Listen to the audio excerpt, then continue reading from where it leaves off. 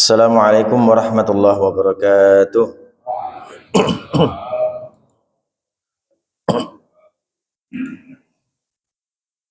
Alhamdulillah, wassalatu wassalamu ala rasulillah wa ala alihi wa ashabihi wa mawalah. Ashhadu an la ilaha illallah wa ashhadu anna muhammadan abduhu wa rasuluh. La nabiyya wa la rasulah ba'dah. Usini wa iyyakum bitaqwallah faqad fazal muttaqun.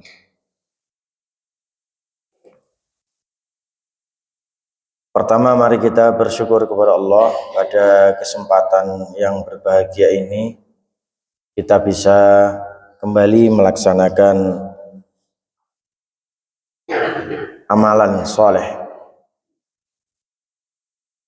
Wa nas'alullaha lana an yaqbala hadhil a'mal as-salihah.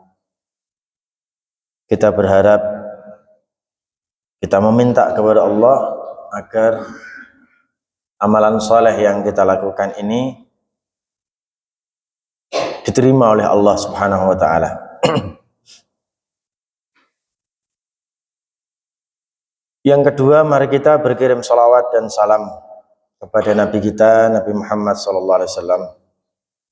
Allahumma shalli wa sallim wa barik ala Muhammad wa ala alihi wa azwajihi wa ashabihi wa man tabi'ahum ajmain. Ikhwati fillah, alhamdulillah kita dipertemukan di pagi hari ini dan kita semua berniat untuk mendatangi majelis-majelis ta'lim. Ini bagian dari tanda Allah Subhanahu wa ta'ala memberikan bantuan, memberikan pertolongannya kepada kita semua. Kita ada peningkatan ilmu agama setiap hari. Setiap hari, Pak. Kemarin lagi khutbah Jumat, dengerin khutbah. Sorenya kita dengerin ceramah lewat YouTube, lewat TikTok. Pagi hari ini kita majelis taklim lagi. Nanti besok kapan terus ada perputaran untuk, terima kasih, ada perputaran untuk mengisi kembali ilmu agama. Ini bagian dari tanda Allah Subhanahu wa ta'ala membantu kita. Jadi perputarannya sudah baik, ditambah otak kita, akal kita, hati kita diisi dengan hal-hal yang membuat kita semakin dekat kepada Allah.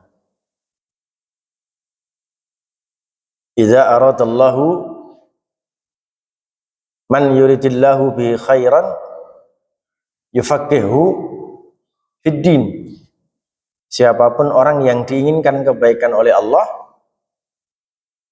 maka dipastikan Allah akan memberikan penambahan ilmu agama. Allah akan faqihkan dia terhadap ilmu agamanya. Dan Allah Subhanahu wa ta'ala dalam hadis ini oleh Rasulullah SAW menggunakan fi'il mudhari' yang sifatnya sedang dan terus akan. Fi'il mudhari' itu kata kerja, bukan kata kerja lampau, tapi kata kerja yang sedang kita lakukan dan akan dilakukan kelak. Namanya fi'il mudhari'. Dan Allah dan Rasulullah SAW menggunakan kata fi'il mudhari'. Artinya Allah menerangkan, Rasulullah menerangkan bahwa Allah menggunakan perbuatannya yang terus menerus meningkatkan ilmu agama untuk hamba tadi. Hamba tadi digerakkan setiap hari, setiap saat, ilmu terus. Kalau kita bicara tentang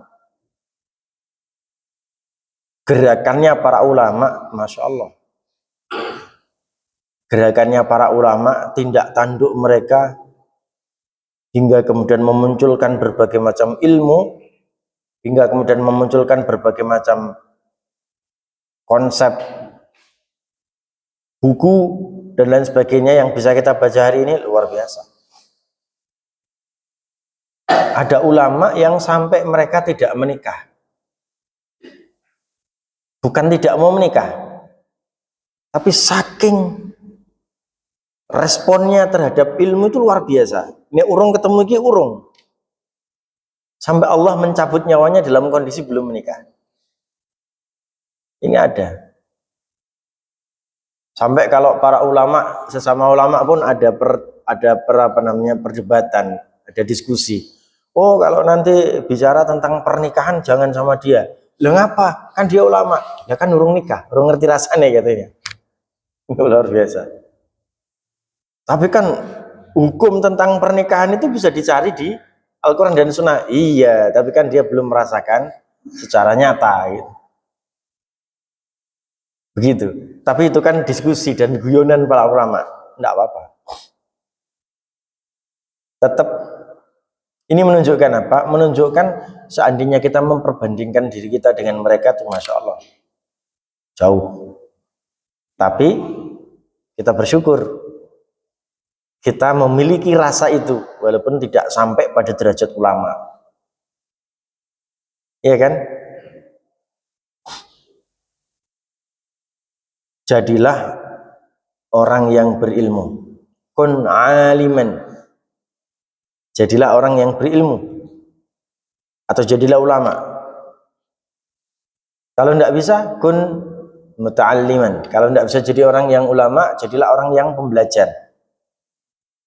Kalau tidak bisa lagi, muhibban. Orang yang cinta. Kalau nggak bisa lagi, kun mustami'an. Pendengar yang setia terhadap ilmu. Wala takun khamisan fatuhlik, ning ojo dadi sing nomor 5, pembenci ilmu, maka niscaya Anda akan celaka. Jadilah ulama, kalau nggak bisa jadilah muta'allim, talibul ilmi, orang yang mencari ilmu terus menerus. Kalau nggak bisa kun muhibban, jadilah orang yang cinta ilmu. Kalau nggak bisa jadilah orang yang mendengar ilmu. Tapi ojo ngantek dadi sing nomor 5. Karena bakalan celaka. Yang nomor 5 ini adalah pembenci ilmu. Apalagi ini sebentar lagi Ramadan Pak ya. Sebulan lagi Ramadan kan. Begitu masuk Ramadan ilmu tiap hari aja ada. Siapapun yang menyampaikan kita, aduh ya Allah seneng banget. Ini luar biasa. Maka mari kita bersyukur kepada Allah. Dan insya Allah pada kesempatan pagi hari ini kita akan bicara tentang 7 tanda berkahnya harta kita. Kita punya harta. Dalam harta itu ada tanda. Ini berkah atau enggak? Ada 7 tandanya. Apa yang pertama? Harta yang kita miliki ini menambah ketakwaan. Harta yang kita miliki menambah ketakwaan kita kepada Allah SWT. Fix. Kalau itu sudah menjadikan kita orang bertakwa, ya kita bakalan jadi orang, kita bakalan menunjukkan kalau harta kita ini berkah. Takwa itu apa? Takwa itu apa? Takwa itu kalau Umar bin Khattab mentafsirkan kata takwa itu, ada seorang sahabat bertanya, takwa itu apa hei Umar? Takwa itu ketika Anda berjalan seret, di dalam jalanan itu ada banyak duri, enek okeh beling, maka yang kamu lakukan adalah kamu pakai sepatu, kamu pakai sandal, dan kamu akan berjalan di atas itu tanpa sampai terkena beling tadi. Kamu akan hati-hati jalannya agar tidak terkena beling. Itu takwa. Anda menyusuri jalan, jalannya itu hampir selesai Bu, hampir 63 tahun kan, hampir selesai. Umurnya udah 63 tahun ke atas ya usah hati-hati meneh. Umur itu kan terbatas. Anda berjalan aja seret. Ketika menjalani umur tuh di kanan, kiri, atas, belakang, depan, ya kan, bawah, balik-balik. Kanan, kiri, atas, bawah, depan, belakang itu kan banyak sekali duri yang akan membuat kita goncang, membuat kita jatuh. Maksiat atau apapun namanya, lagwun, sendagurau, lahwun, sendagurau, Semuanya ada di kanan kiri. Yang kalau Anda nginjak salah satu dari maksiat atau lahwun tadi, sakit, kesakitan kakinya. Itulah takwa. Sehingga Anda betul-betul jalan berhati-hati. Anda ketika berjalan itu hati-hati betul. Ini takwa. Itu kata siapa? Kata Umar bin Khattab. Berbeda lagi perkataan Ali bin Abi Thalib. Ali bin Abi Thalib mengatakan apa? At-taqwa huwa al-khawfu bil jalil wal 'amalu bit tanzil wal qana'u bil qalil wal isti'dadu li yaumir rahil. Apa ya? L terus. Lam terus. Apa itu takwa? At-taqwa huwa al-khawfu bil jalil. Kamu takut kepada Allah yang Maha Tinggi. Wal 'amalu bit tanzil, saat kamu beramal dengan Quran dan Sunnah. Jadi amalan kamu itu amalan yang mencerminkan Quran dan Sunnah. Meninggalkan sesuatu ya karena Allah dan Rasulnya. Melaksanakan sesuatu juga karena Allah dan Rasulnya. Tidak melakukan sesuatu pun karena Allah dan Rasulnya. Al-amal bit tanzil. Kita bekerja, beramal, bertindak karena cerminan dari Allah dan Rasulnya, cerminan dari Al-Quran dan Sunnah. Kita kerja nyari duit, Pak, ya karena memang ada perintah dari Allah dan Rasulnya. Kita tidur, Pak, ya karena ada perintah Allah dan Rasulnya. Emang ada ya tidur tidak bukan karena perintah Allah dan Rasulnya? Ada. Tidur sing tengklekar tapi tidak memperhatikan waktu, ada kan? Tapi kalau tidurnya memperhatikan waktu, tidurnya betul-betul menginginkan apa yang diperintahkan Allah dan Rasulnya, ya jelas kita akan tidur sesuai waktu yang diperintahkan. Tidur pas sesaat sebelum duhur, tidur di malam hari, bangun sebelumnya, bangun sebelum subuh dan sebagainya. Tidur yang diatur. Jadi semua kegiatan kita berdasar pada Al-Quran dan Sunnah. Al-amal bit tanzil. Pertama al-khawfu bil jalil, yang kedua al-amal bit tanzil. Wal isti'dad liyaumir rahil wal qana' bil qalil. Isti'dad liyaumir rahil artinya apa? Hidup kita ini penuh dengan persiapan untuk menghadapi hari yang begitu panjang. Isti'dad, persiapan liyaumir rahil, untuk hari yang begitu panjang. Ar-rahil artinya panjang. Harinya panjang sekali. Lebih panjang daripada umur kita. Lebih panjang dari umur kita. Umur kita 63 tahun, Pak. 62 tahun, seperti Rasulullah SAW. Padahal nanti saat begitu kita mati, seret gitu. Matinya kita menunggu hari kiamat kan masih lama sekali. Berapa ribu tahun nanti? Begitu kiamat terjadi, kita akan dibangkitkan lagi nanti. Masuk di padang mahsyar. Lama sekali di padang mahsyar lagi, nanti ada pertimbangan yaumul mizan, ditimbang lagi satu-satu. Setelah itu nanti ada hari pemberian buku. Setelah itu lagi nanti ada sirat. Kita akan menjalani jembatan as-sirat. Kalau kita nggak bisa ya kita jegur, nek kita bisa surga semua. Semoga kita masuk yang surga. Allahumma amin. Masya Allah. Panjang sekali, Allahu Akbar. Iya coba. Lah umur kita memang 63 tahun. Al-isti'dad liyaumir rahil. Persiapan kita semakin hari semakin banyak. Sholat 5 waktu jangan ngantek keri, Pak. Keri. Sholat 5 keri boleh. Sholat 5 waktu jangan ngantek tidak dilakukan, ya Pak namanya, Pak. Ojo ngantek lalai. Saya pulang dari Magetan, sampai rumah sekitar jam 6 kurang 10 menit. Biasanya anak saya sudah ke masjid, ini belum ke masjid. Saya persiapan, sholat, seret, selesai jam 6 10 menit. Saya jalan, ternyata masjid wis bubar. Tuh, isin kan ya? Isin. Maghrib, Pak. Pulang dari Magetan. Akhirnya apa? Bi itu lo udah bubar lo Bi, Abi kelamaan dimarahin sama anak saya. Abi lo lama banget mandinya lah, piye Abi dari Magetan jalan apa namanya baru balik dari Magetan terus piye? Terus pulang aja ya enggak boleh, kita tetap harus berangkat ke masjid. Kita harus berangkat ke masjid. Nanti kalau di sana ada orang sholat sunnah, kita ikut aja nggak apa-apa. Tapi kalau ada orang yang masih ketinggalan menyempurnakan rokaatnya, kita ikuti aja. Nanti kalau nggak ada gimana? Kalau nggak ada yang orang sholat sunnah, kemudian kalau nggak ada orang yang menyempurnakan rokaat, ya kita sholat aja di situ, di masjid itu. Pahala Anda akan disempurnakan oleh Allah seperti orang yang sedang melaksanakan sholat berjamaah. Itu hadis Nabi. Jadi nek wis niat mangkat ning masjid aja bali, Pak. Aja bali. Itu apa ya? Persiapan kita untuk menambah bekal.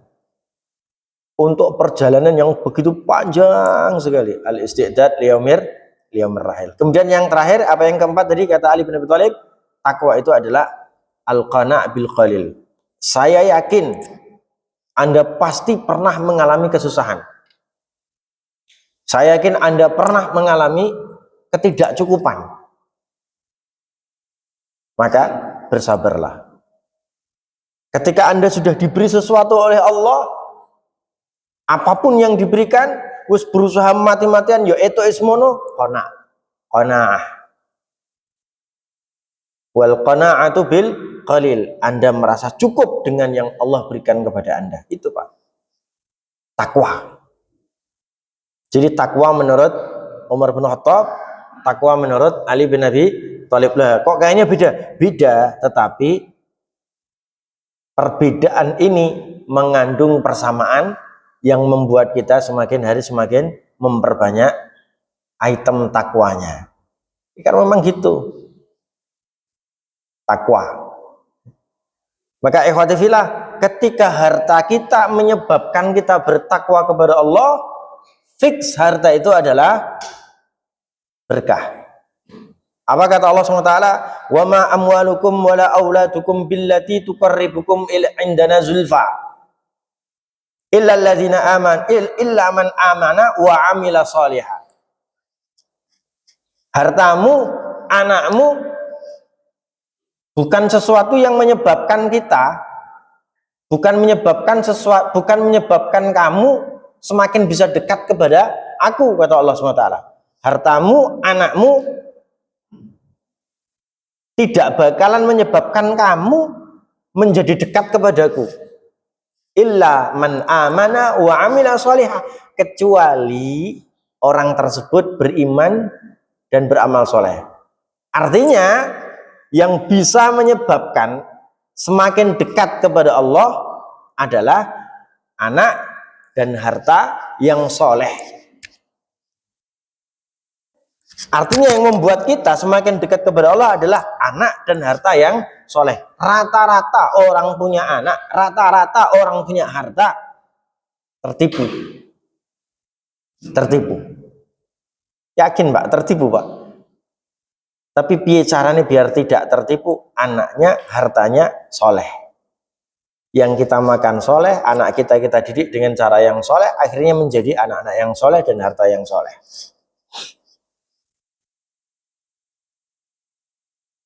Seminggu yang lalu Pak,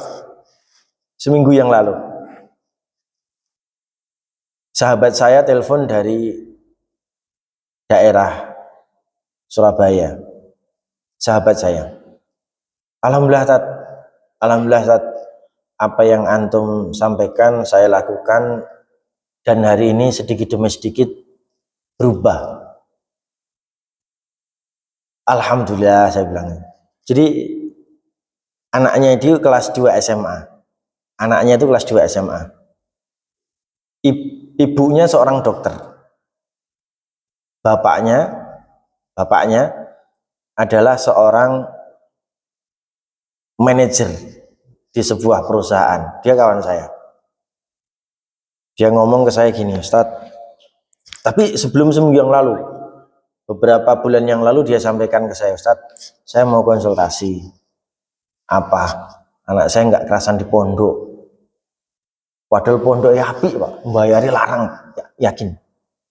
pondok yo apik, mbayare larang, makan enak, supaya pondoke kayak hotel lah gitulah pokoknya. Bagus saya bilang. Ya karena memang mahal semua kan, namanya pendidikan tingkat elit, pendidikan tingkat elit. Anak era kerasan Pak, padahal dari kelas 1 MTS, kelas 1 SMP itu kerasan, begitu kelas 2 SMA nggak kerasan. Padahal ming gerek setahun kan, besok kelas 3 lulus, orang kerasan, jaluk metu. Apa masalahnya? Cerita panjang sekali, saya butuh ketemu sama anakmu sebenarnya. Tapi kalau melihat dan apa namanya, melihat apa yang kamu sampaikan kepada saya, anakmu itu terkena post power syndrome. Waduh, opo kita ya. Jadi anakmu itu kan dia disuruh tahfidz. Nah, pas kelas 2 SMA itu tahfidznya berantakan. Apakah dia berbuat maksiat? Tidak. Apakah dia ada pelanggaran? Iya, ada pelanggaran, tapi cuma satu. Dan pelanggaran ini sudah diberi oleh ustadznya toleransi, tidak apa-apa. Dan sudah diberi hukuman, tapi sudah terima. Teman-temannya juga sudah menyatakan, tidak apa-apa mas. Anda adalah tokoh kami. Ini dia, anak itu ditokohkan sama teman-temannya. Dianggap baik juga sama ustadznya, cuman ada pelanggaran satu, kemudian dimaklumi. Akhirnya dos gitu kan, turun drastis, padahal di kelas masih bagus, masih ranking 5 besar, tapi nggak mau tahfidz Quran. Yang biasanya pendak subuh, habis subuh tahfidz, nggak mau tahfidz Pak, nggak mau tahfidz, alasannya nggak bisa ngejar.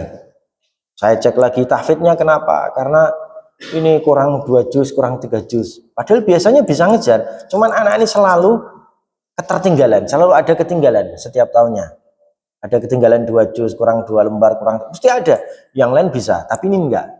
Di kelas 2 SMA enggak bisa ngejar sama sekali.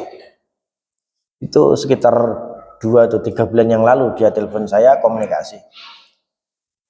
Saya pengen ketemu, tapi ya karena jauh ya, Surabaya, Solo, ya enggak mungkin bertemu juga. Ngene wae, bro, saya pengen kamu introspeksi. Apa itu? Pernah nggak zakat mal setahun ini atau beberapa tahun ini? Ya nek sodakoh sering Ustaz, tapi nek zakat mal belum. Nah itu saya bilang, ngerti zakat mal Pak? Benten dengan sodakoh loh ya. Sodakoh itu kita punya duit di sodakoh ke. Dihitung-hitung ternyata dia punya harta, zakat malnya tuh kelalen. Oh gitu ya Ustaz ya? Iya, hitung hartamu yang memang sudah setahun, kemudian dibuat 2,5%-nya diinfakkan. Dia hitung satu, tapi nggak bisa langsung Tat. Lah ngopo? Lah oke katanya. Lah oke. Kakean duit gue ya, gue bilang. Ya sekarangmu yang penting coba satu persatu. Hitung seret. Dapat satu, zakatkan. Dan kemudian pada saat kamu berzakat itu, selain kamu istighfar kepada Allah, lupa sesuatu yang kemarin tidak kamu zakati, minta tolong kepada Allah, ya Allah, aku punya anak ini, siapa tahu karena hartaku masih ada kotoran. Aku ingin ya Allah, anak-anak aku menjadi anak yang soleh. Aku buang kotorannya. Dibuang, dizakatkan, seret. Makanya zakat itu bagi Rasulullah haram diterima. Rasulullah itu tidak boleh menerima zakat, bolehnya menerima hadiah, gitu kan? Bolehnya menerima hadiah. Karena apa? Zakat itu dalam konsep filsafat Islam dia adalah kotoran. Kalau kita boleh aja terima, wong itu bagian dari sodakoh, ya kan? Zakat itu bagian dari sodakoh yang bisa kita terima untuk yang membutuhkan. Boleh, sah, tidak masalah. Kalau kita, tapi kalau Rasulullah nggak boleh. Allahu Akbar, seminggu yang lalu telepon, Ustaz, alhamdulillah berhasil. Iya, anakku mulai kerasan meneh, subhanallah. Gara-gara apa? Sedekah. Tapi yang pertama kali dilakukan introspeksi Pak. Yakini bahwa Anda punya kesalahan. Kesalahan itu apa? Mungkin terbesit, atau mungkin tertutup, atau mungkin tersembunyi. Maka kemudian keluarkanlah. istighfarlah, tobatlah, baru kemudian memunculkan ketakwaan. Maka yang bisa menyebabkan kita mendekat kepada Allah Subhanahu wa taala adalah iman, takwa tadi, yang kemudian mendasari harta serta anak kita. Maka kalau kemudian harta kita sudah harta yang soleh, harta yang sudah dikeluarkan hak-haknya, harta yang sudah dikeluarkan kewajiban-kewajiban yang harus dikeluarkannya, harta itu akan menjelma menjadi keberkahan untuk anak kita, untuk keluarga kita, untuk samping kanan kiri kita, bahkan untuk diri kita sendiri. Saya kemudian mengatakan sama teman saya, jangankan kamu bro punya masalah, aku juga punya masalah, sama. Kita punya masalah yang sama. Dan itu kita berlakukan. Kita memperbanyak sedekah. Saat sedekah itu saya berharap anak saya soleh. Boleh toh? Boleh Pak. Ya Allah, aku bersedekah hari ini 100.000, ya Allah, aku pengen anak saya soleh. Sambil terus doakan. Ketika anak Anda meminta kepada Anda, Bi, Umi, tolong doakan aku ya. Ya, tak doakan. Jangan terus dongo-dongo ngopo toh. Yo sing penting usahamu. Jangan gitu, Pak. Ini anak sedang dekat kepada Allah. Bantu dengan doa kita. Dongo-dongo wae. Lah kowe usahamu apa? Jangan begitu, Pak. Doa itu penting. Ketika anak meminta doa kepada kita, meminta ridho kepada kita, itu bagian kedekatan dia kepada Allah. Ya letak dongake. Abi itu kalau malam hari terbangun, Abi doakan kamu dan adik-adik kamu dan kakakmu untuk menjadi anak yang soleh, berhasil di kemudian hari. Habis sholat, sebelum sholat, itu tak dongake le. Jadi dukung mereka dengan kalimat-kalimat yang betul-betul memberikan mereka motivasi. Gitu. Jadi mari kita, kalau kita ngikuti surat tadi ya, surat Saba ayat 37. Saba 37, yang bisa mendekatkan kita kepada Allah bukan anak, bukan harta, tapi keimanan. Keimanan yang sudah meliputi harta kita, anak kita, maka mereka pasti akan menjadi keberkahan. Rasulullah SAW berkata, inna likulli ummatin fitnah wa fitnatu ummati al-mal. Setiap umat yang diturunkan di dalamnya Nabi, yang diturunkan di dalam umat tersebut Rasul, mesti memiliki fitnah. Dan fitnah umatku yang terbesar adalah apa? Al-mal, harta. Wah, nek wis ngomong harta banyu di kokok kok. Banyu di kokok. Banyu di kapling apa? Ini banyuku ya, terus piye? Nek ngapling tanah wajar, ngapling banyu piye pripun? Kacau kan itu. Ya Allah ya Rabb. Emang kayak nggak ada harta lain gitu ya. Tapi ala kulli hal memang fitnah yang terjadi dan besar-besaran secara masif di zaman Rasulullah SAW, di zaman umat Rasulullah sampai akhir zaman kelak adalah harta. Bisa menghancurkan negara. Harta itu bisa menghancurkan negara. Harta bisa menghancurkan keluarga, bisa menghancurkan anak, bisa menghancurkan suami, bisa menghancurkan istri. Harta. Saya itu, ini terjadi. Cuman alhamdulillah kita ini ditutup gitu loh. Kita ini ditutup oleh Allah SWT untuk tidak terlalu tertarik dengan harta. Iya, kita senang sama harta, tapi tidak terlalu tertarik ke sana gitu. Nek wis cukup ya wis gitu. Alhamdulillah kan. Kita ini punya tipe seperti itu. Nek wis cukup ya wis gitu. Nek kelebihan ya tak tabung. Orang go neko-neko gitu. Ini luar biasa kita ini. Kita masuk ke dalam jalan takwa tadi. Kata siapa, Ali bin Abi Thalib, al-qana' bil qalil, udah kita merasa cukup dengan apapun yang Allah berikan kepada kita. Ini luar biasa. Ini keberkahan harta. Yang pertama adalah nambah takwa. Umar bin Khattab mengatakan, la yanbaghi li sahibi al-mal an yakuna hammuhu illa taqwa wa islaha amwalih. Kalau orang sudah dikasih harta oleh Allah, Kalau orang sudah dikasih harta oleh Allah, tidak sepantasnya motivasinya di dalam harta itu kecuali takwa dan membersihkan hartanya. Kita nih mesti di duit Pak ya.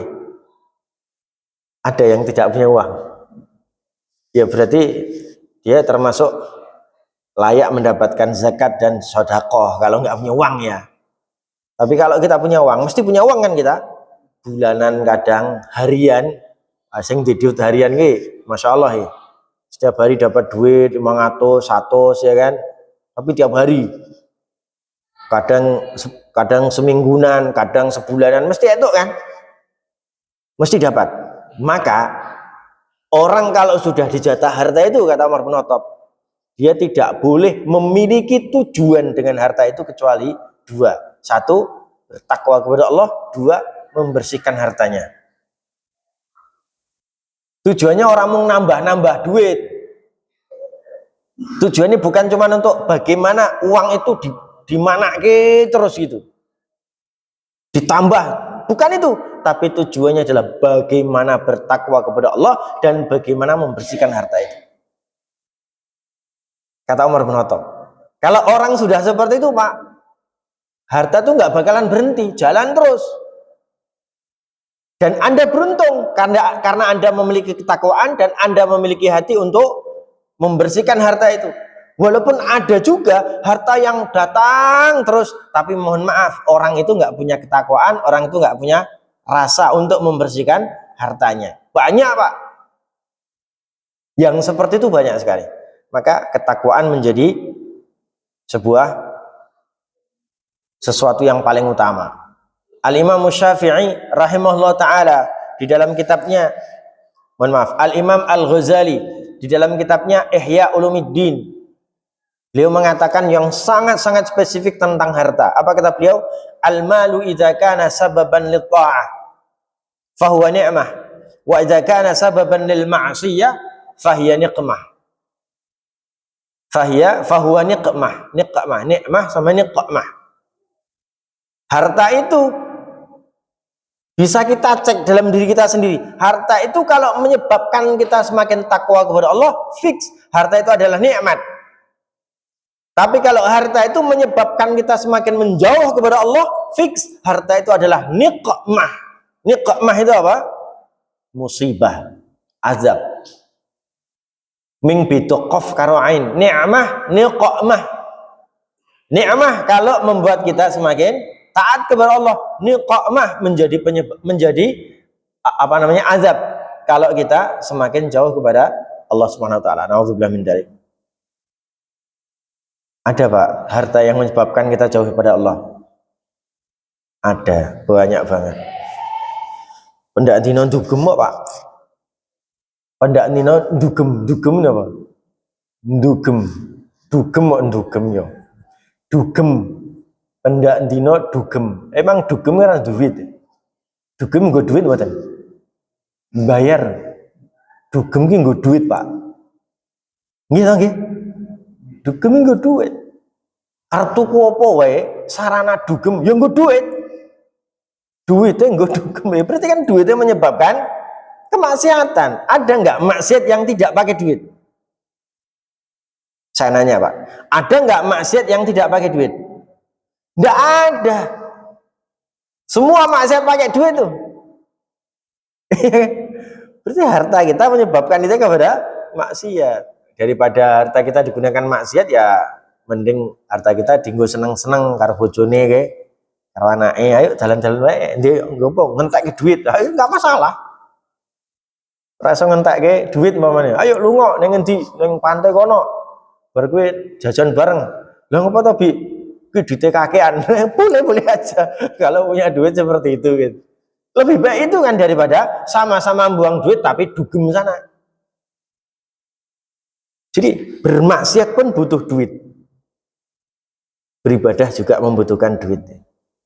Nah, dua-duanya membutuhkan duit, ya udah kita ibadah aja. Gitu ya. Nomor 2 Pak. Hal yang menunjukkan keberkahan suatu harta adalah harta tersebut digunakan untuk kebaikan. harta tersebut digunakan untuk kebaikan. Mirip-mirip dengan keberkahan harta karena ketakwaan. Ketakwaan menjadi unsur utama hati orang yang memiliki harta. Setelah itu apa? Dampaknya adalah harta tersebut digunakan untuk kebaikan. Apa kata Allah? Wa anfiqu fi sabilillahi wa la tulqu bi aydikum ila tahlukah. Wa anfiqu, apa artinya anfiqu? Berinfaklah. Infakkan harta kamu fi sabilillah, di jalan Allah, wala tulqu bi aidikum, dan jangan sekali-kali kau gunakan tangan kamu ketika pegang harta itu ila tahlukah, kepada kecelakaan, kepada kebinasaan. Berarti di duit ojo ngantek dinggo bunuh diri, Pak. Kalau punya uang jangan sampai digunakan untuk bunuh diri. Ini kan kata-kata yang strict, saklek gitu. Penafsirannya banyak. Di duit tapi digunakan untuk ngobat, tuku ekstasi, tuku apa, merusak awake dhewe kan. Di duit buat ngombe, Pak, ngombe sing ambune aduh nyengak banget kayak lo, Pak. Opo ya. saya pulang Jumatan kemarin, Mas Rian. Kemarin pulang Jumatan saya ngobrol di sini kan. Saya tuh melewati mobil saya buka. Saya tuh melewati gang, mau belok seret gitu. Bau ini sengirnya, kecut minta ampun, kayak apa namanya? Kayak Scorpio. Scorpio itu apa? Bahasa Indonesia nih. Scorpio. Kolo jengking. Kayak kolo jengking nek dipateni nek dipites ambune ngono kae, Pak. Ngertos nggih? Ya Allah, iki apa jane? Ternyata wong lagi ngombe tua, ngombe ciu. Jumat, Pak. Allahu Akbar. Jumat, hari di mana keberkahan turunnya besarnya minta ampun. Iki malah ngombe ciu. Astagfirullah, aku arep medun, arep ya rawani. Ulah kumpulan banyak orang, kalau nggak 5 atau 6 kemarin tuh. Allahu Akbar, ambun itu, Pak, sengar apa nyengak banget gitu di apa namanya di sini. Itu beli tua nggo duit tuh. Kumpul-kumpul, orang malah kumpul-kumpul itu berkah ning masjid, berkat ning masjid, kumpul-kumpul buang duit ngombe tua kayak gitu tuh, ngombe ciu terus piye. Allahu Akbar. Ya, semoga Allah berikan kepada mereka hidayah. Saya juga pengen hidayah lebih dari sekarang, tapi saya pengen hidayah. Saya juga ingin mereka mendapatkan hidayah. Infakkan hartamu di jalan Allah, dan jangan kau gunakan harta itu untuk menyebabkan kebinasaan. Di duit nggo tuku tua, nggo tuku ciu, di duit nggo tuku obat, di duit nggo apa-apa dan lain sebagainya, yang menyebabkan kita kepada kebinasaan. Itu. Ini guyon, Pak nggih. Guyon nggih, Pak nggih. Saya mau nyampaikan sesuatu tapi guyon nggih. Jangan dianggap serius. Wah, iku ustad ngene ya, terus esuk ora teko pengajian, wah repot aku. Ini guyon nggih, ini guyon. Ada orang ngerokok, Pak. Kamu nek ngerokok, dulu ngerokok menyebabkan sakit dan lain sebagainya. Jangan buang hartamu untuk rokok. Lah rokok padha karo sego. Loh, kok iso kok rokok karo padha sego? Lah kowe nek maem sego kakean kok lak dadi diabetes. Waduh. Gitu kan. Guyon-guyonan antar dua orang, dua kubu, yang satu membolehkan, satu enggak, itu loh. Guyonan. Tapi intinya adalah semua harta yang kita miliki tidak boleh kita gunakan untuk kebinasaan. Apapun. Entah yang lewat mulut kita, entah yang lewat hidung kita, entah yang lewat mata kita, yang masuk ke perut, yang masuk ke telinga, yang masuk ke otak, tidak boleh membinasakan.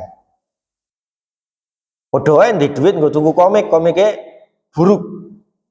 Gitu, binasa kan.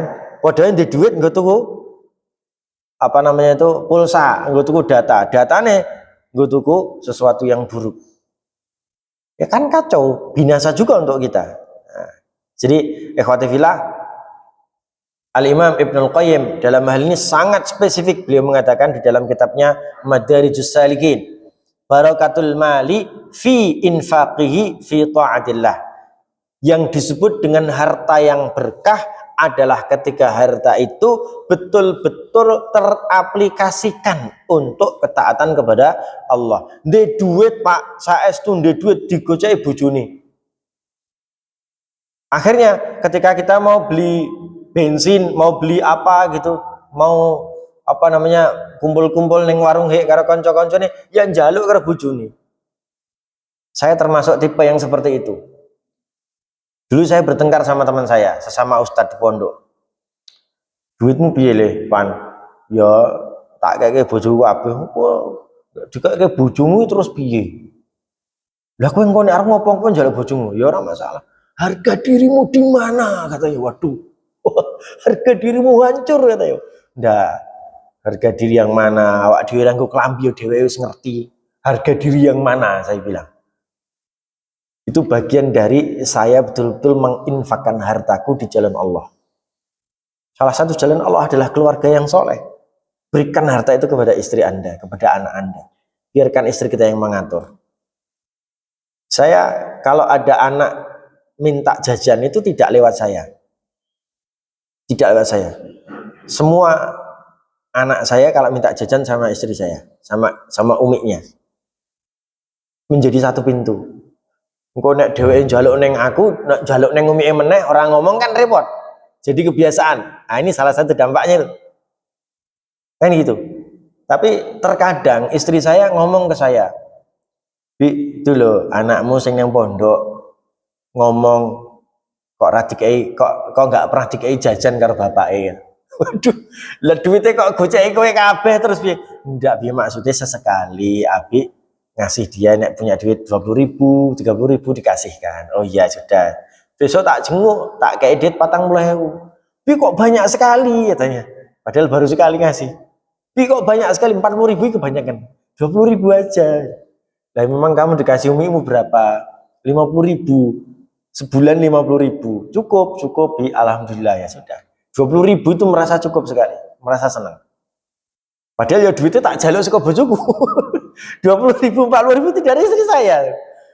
Jadi setelah kita dapat gaji tak kasihkan, nyo nanti kamu yang ngatur. Setelah itu, ya apa ya? Ibarat drama kan? Drama duit 40.000, tapi isinya adalah keberkahan, Pak. Saya itu. Sesekali jajan mie ayam, ngajak anaknya. Oh dari kemarin yang traktir Umi terus, Abi nggak pernah traktir. Itu anak saya ngomong gitu. Padahal orang ngerti gue lendo, orang ngerti lendo. Itu gue bensin gue duitnya bapakmu. Tapi nggak apa-apa, nggak apa-apa. Itu bagian dari drama kesolehan di dalam rumah tangga kita. Ini luar biasa. Maka fix Pak, kata Imam Ibnul Qayyim tadi apa? Harta yang berkah itu tandanya harta itu pasti diberikan, digunakan, diaplikasikan untuk sesuatu yang taat kepada Allah SWT. Nggak usah jauh-jauh kemana-mana lah, di keluarga kita itu loh harta itu mengalir kemana, udah gitu aja. Cek diri kita, di situ baru kita akan ngerti berkah atau tidak. Yang ketiga Pak, penting, harta yang kita miliki tidak menyebabkan kecemasan. Waduh, apa ya maksudnya? Harta yang kita miliki tidak menyebabkan kecemasan.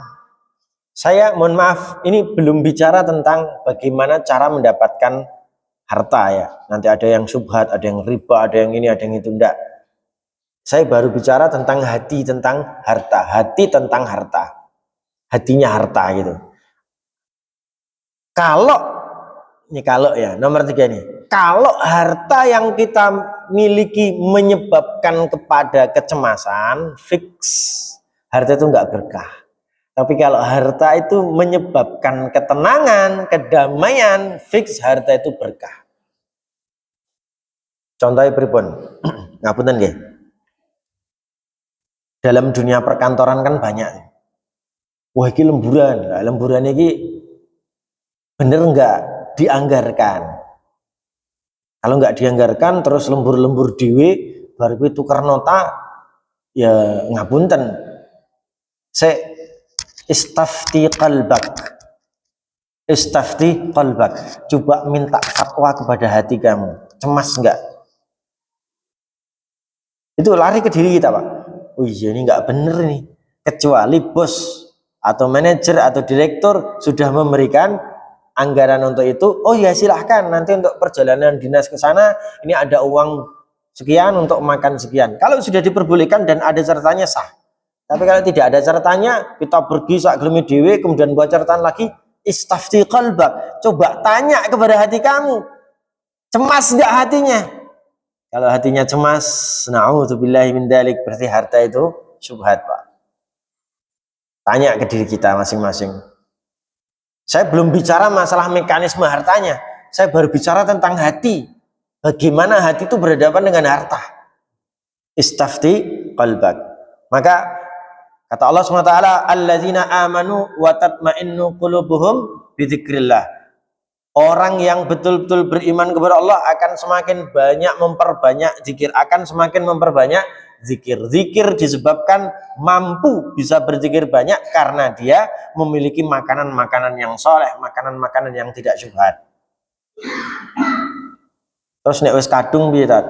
Ya nek wis kadung ya nek iso ya dikembalikan. Ning aja ngomong aku kemarin nyolong ya lah, aja ngomong ngono. Jadi sesuatu yang memang sudah kita, sesuatu yang sudah ditutup sama Allah kemaksiatan jangan dibuka-buka. Jangan dibuka-buka. Bagaimana cara menggantinya? Diem-diem. Lapor kepada direktur, Pak, mohon maaf ini gitu. Sampaikan aja. Diem-diem. Kalau bisa mengembalikan tanpa menyebut maksiatnya lebih baik. Sangat lebih baik. Itu kehati-hatian para ulama agar apa?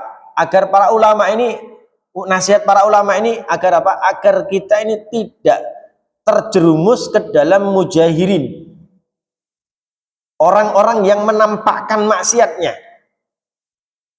Jadi jangan sampai kita terjerumus ke arah sana. Jangan sampai. Itu tujuannya para ulama agar kita hati-hati dalam ngomong tentang maksiat kita. Ojo ngantek ngomong nek perlu karo wong liya, ojo ngantek ngomong. Cukup ngomong maksiat Anda kepada Allah. Sudah ditutup sama Allah, dibongkar malah sama panjenengan sendiri. Ojo ngantek. Diem-diem. Kemarin pakai di 1.000 tak balik ke di 1.000. Nah gitu aja. Cemplung ke piye carane. Nek wis ora iso carane, nek sudah tidak bisa seperti itu, Pak.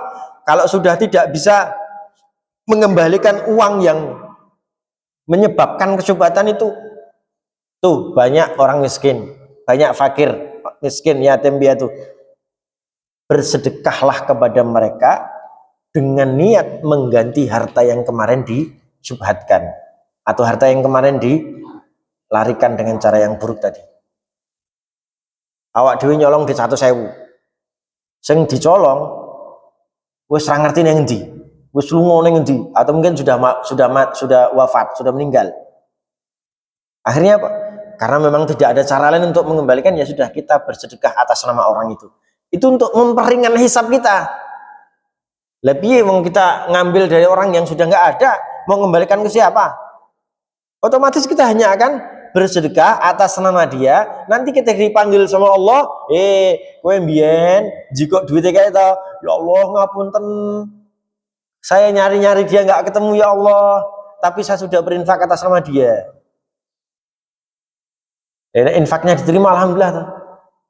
Jadi balance ya gitu loh. Balance, imbang. Kalau kita tidak melakukan itu, duit kita, pahala kita dikasihkan ke dia. Dosa dia dikembalikan ke kita, dikasihkan ke kita. Naudzubillah min dzalik. Kita jadi orang yang rugi. Jadi orang yang rugi. Kata Rasulullah, atadruna mal muflis? Qalu ya Rasulullah, al muflisu man lama lalahu. Faqala Rasulullah la. Nah, itu kan. Bukan. Tahu nggak siapa orang yang rugi? Di akhirat tahu nggak siapa orang rugi? Orang yang rugi itu Rasulullah adalah orang yang tidak punya harta. Oh, bukan itu.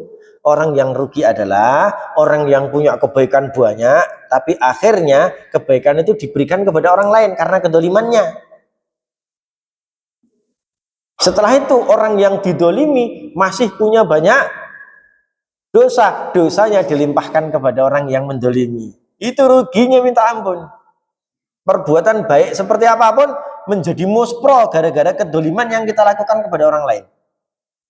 Maka salah satu caranya tadi, Karena kedoliman yang kita lakukan sudah tidak bisa kita temui orangnya, ya kita berinfak atas nama dia. Agar kita nggak rugi kelak di akhirat. Itu guys. Jadi harta tidak menyebabkan kecemasan. Kata Al-Imam Syafi'i rahimahullahu ta'ala di dalam sebuah kitab yang bernama Diwan Syafi'i. Apa kata Imam Syafi'i? Idza dhaqa bikar rizqu fasbir. Ketika rizkimu itu sempit, bersabarlah. Bersabarlah. Laisal ghina min kasratil arad, walakinnal ghina ghinan nafas. Tidak disebut orang kaya pada saat kekayaan itu yang diukur adalah kekayaan harta. Tapi disebut kaya ketika orang itu memiliki hati yang luas. Hati yang luas menjadi dasar dari seluruh kekayaan yang dia punya. Dia punya alhamdulillah, gak punya alhamdulillah. Punya banyak tetap tenang, gak punya pun tetap tenang. Maka harta yang banyak kok menyebabkan ketenangan? Fix, harta tersebut berkah. Harta tersebut tidak menyebabkan kecemasan. Nomor 3 Pak. Terakhir nomor 4. Ini nomor 4. Nomor 5, 6, 7 nanti kita sampaikan di kemudian hari. Harta yang kita miliki tidak melalaikan kita dari ibadah. Harta yang kita miliki tidak membuat kita lalai dalam beribadah. Ada Pak yang kerjanya cari duitnya membuat kita tidak melaksanakan sholat duhur. Ada? Ada. Tapi itu bukan kita.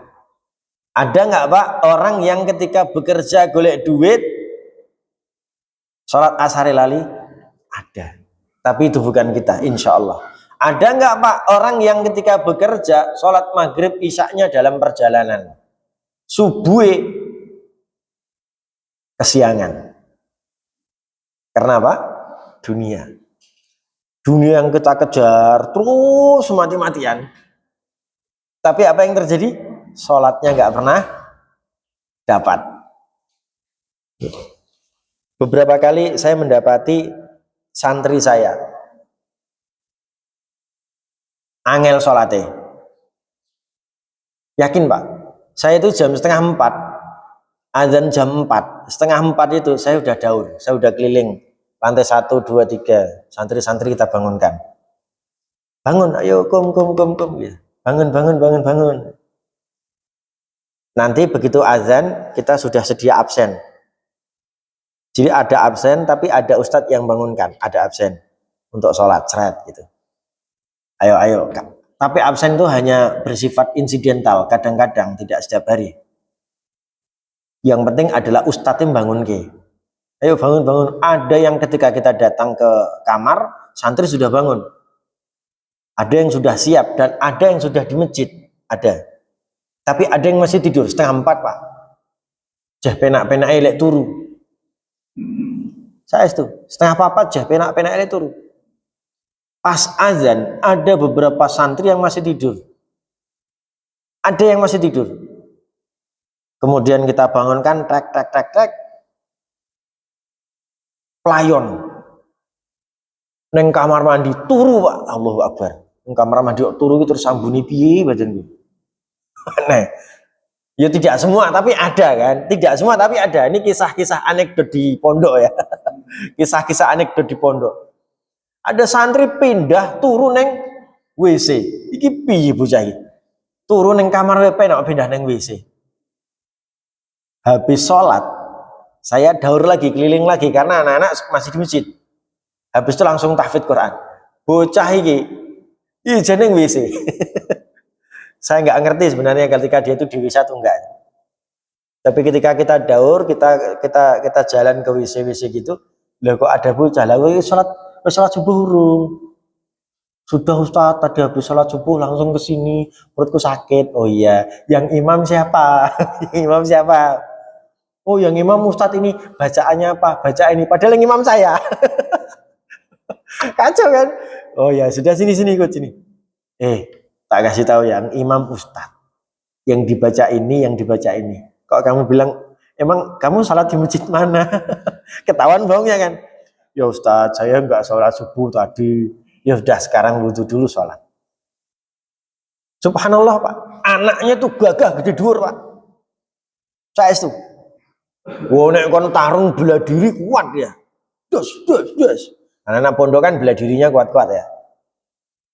Lari-lari siang, daki gunung. Nah, dia ternyata anak yang pinter dengan itu. Dia seneng daki gunung, seneng pokoknya yang bersifat alam-alam itu. Ya Tat, kamu nek daki gunung seneng. Wah, seneng banget Tat. Alhamdulillah banyak temennya. Kuat Ustaz. Gunung tuh berapa meter? Ada, kalau pas saya ke Gunung Lawu tuh ya sekitar sekian ribu meter Tat, sekian 1.500 meter gitu. Oh iya. Lah kamarmu karo masjid ki pirang meter? Langsung tek dia. Wah. Iso ndaki gunung ra iso, ning masjid ki piye coba bayangin. Iso ndaki gunung ra iso ning masjid.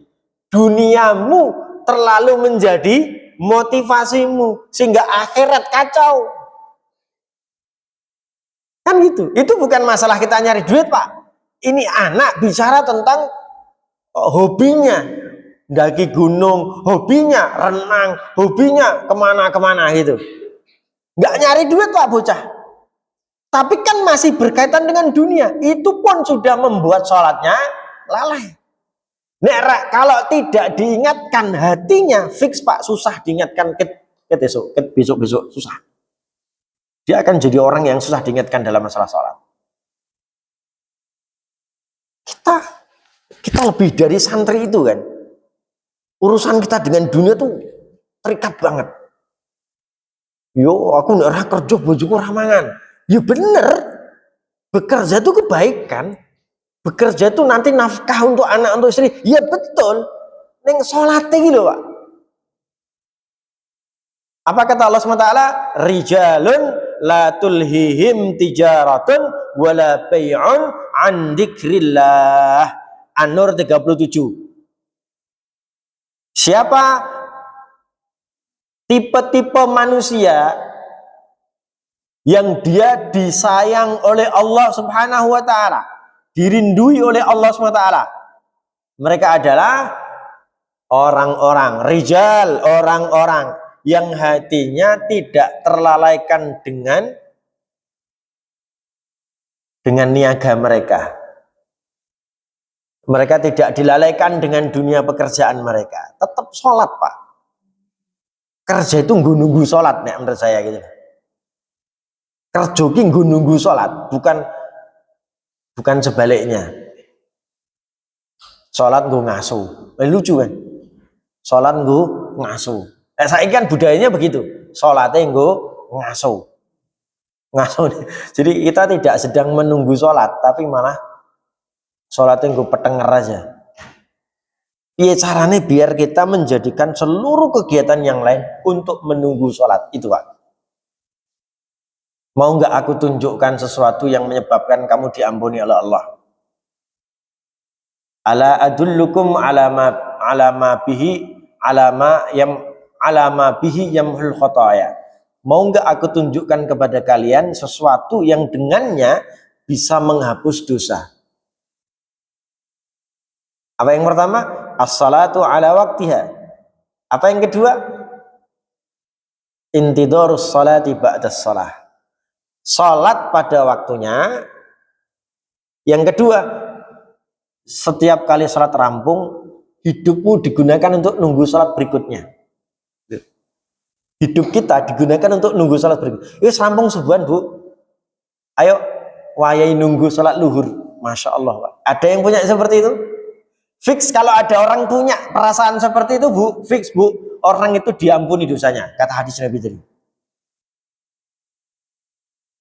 Luhuran rampung, tak nunggu salat asar biar caranya ben salat asar ki kena gitu loh. Tuh the point salat asarnya. Jadi kegiatan antara luhur sampai asar digunakan untuk nunggu asar. Kegiatan utamanya adalah asarnya. Kegiatan utamanya adalah maghribnya. Ramasalah bal-balan, ramasalah mentonan. Oh aku tak mentonan jam 4 tekan jam 5. Tak mentonan sik bar kuwi adus bar kuwi siap-siap sholat. Memang gitu. Mentonan ki apa? Mentonane digunakan untuk nunggu sholat. Itu. Apapun Pak, kegiatan dunia kita, apapun harta yang kita miliki, tidak menyebabkan kelalaian ibadah kita. Nomor pinten mau Pak? Sekawan. Nomor 5, harta itu menyebabkan kita dekat sama orang soleh. Saya ulang, mohon maaf ini beda deh ya Pak. Nomor 5 nih. Nomor 5 berbeda sama nomor 2 tadi. Harta menyebabkan keberkahan atau kesolehan atau menyebabkan amalan soleh. Harta ini Pak, yang mau kita bahas nanti minggu depan, harta ini menyebabkan kita dekat sama orang soleh. Ini nanti ada catatannya. Nomor 5 ya, harta menyebabkan dekatnya kita kepada orang soleh. Nomor 6, baru saya akan bicara tentang bagaimana cara mendapatkan harta. Harta yang didapat dengan cara yang baik, yang halal, yang thayyib, baru berkah dari cara mendapatkannya. Terakhir, harta menyebabkan pemiliknya bersyukur dan tidak sombong. Harta menyebabkan pemiliknya tidak sombong dengan hartanya. Nanti cerita tentang ini banyak sekali. Insya Allah kita akan lanjutkan di kemudian hari. Jadi nanti nomor 6, nomor 5, nomor 6, nomor 7 kita akan teruskan pekan depan. Insya Allah. Saya kira ini Bapak Ibu sekalian yang dapat saya sampaikan. Mohon maaf atas segala khilaf, mohon maaf atas segala perkataan yang kurang pas pada kesempatan kali ini. Mohon dimaafkan, semoga Allah SWT memberikan ampunan kepada kita semua. Allahumma amin. Barakallahu li wa lakum wa nafa'ani wa iyyakum bima fihi minal ayati wat dzikril hakim. Aqulu qouli hadza fastaghfiruh innahu al-ghafurur rahim. Subhanakallahumma wa bihamdika asyhadu an la ilaha illa anta astaghfiruka wa atubu ilaik. Tsumma assalamu alaikum warahmatullahi wabarakatuh.